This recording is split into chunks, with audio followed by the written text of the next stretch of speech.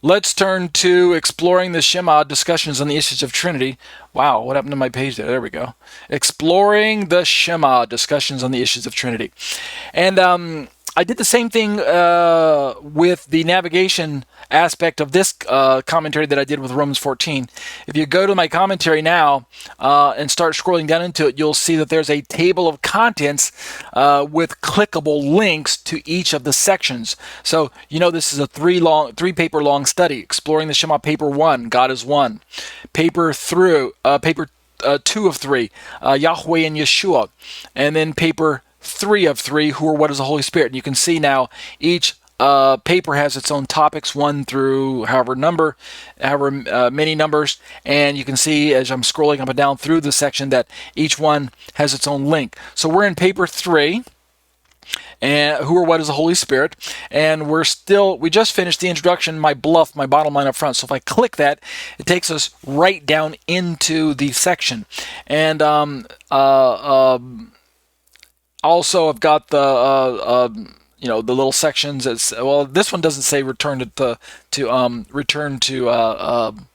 index yet, but maybe I'll add that a little bit later. I'll see if I need that or not. But each section has its own mini index, and I think that's probably why I didn't include it, because each paper has its own mini index. And so if you start at paper 3 at the top, like exploring the Shema, paper 3, you can see right there, then you can click down through each index topic there. And so we just finished the introduction of my bottom line up front, where I told you who I think or what I think the Holy Spirit is. We're now ready to turn to section 2, paragraph 2 of paper 3. Who or what is the Holy Spirit? Spirit of God versus Spirit of Christ versus the Holy Spirit. So now if I click on the link, it drops me right down into that section of the paper. And yes, there is a return to table contents. If I click that, it takes me all the way to the very, very top. And then I can drop down once again into that same section right there. So the links work both ways. All right, so let's pick up our study tonight with this section. Who or what is the Holy Spirit? Spirit of God versus Spirit of Christ versus the Holy Spirit. Are you understanding my allusion there? Why I'm using all 3 names there? And if you didn't figure it out, you'll figure it out once I start reading through my commentary. All right, here's what I have to say. Most folks who are Trinitarians state that the Holy Spirit is a separate person, while most folks who are non-Trinitarians state that the Holy Spirit is simply God's very own personal spirit, or they admit that the Spirit is an impersonal force of God. So we have differences right away, right at the very beginning, which of course I'm a Trinitarian, as I'm going to explain here in a second.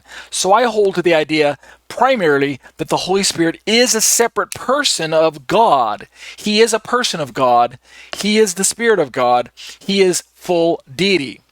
However, as I go on to say in my commentary, I want to admit very early on in the study that as a biblical, Messianic Jewish, orthodox with a small o, Trinitarian believer in Yeshua, in my understanding of the scriptures, particularly when examining the TaNaKH exclusively, there is indeed room to speak of the Holy Spirit as God's very own personal spirit, without the need to conceptualize this spirit as separate and distinct from the very same God in focus at any given time. Are you understanding where I'm trying to challenge us with? When we read through the Bible, keep in mind that I believe that God built in progressive revelation in His Word so that He reveals Himself to His people a little bit of a time over time. He didn't just dump every bit of who He was and what He was doing out all at once to the first person that He met.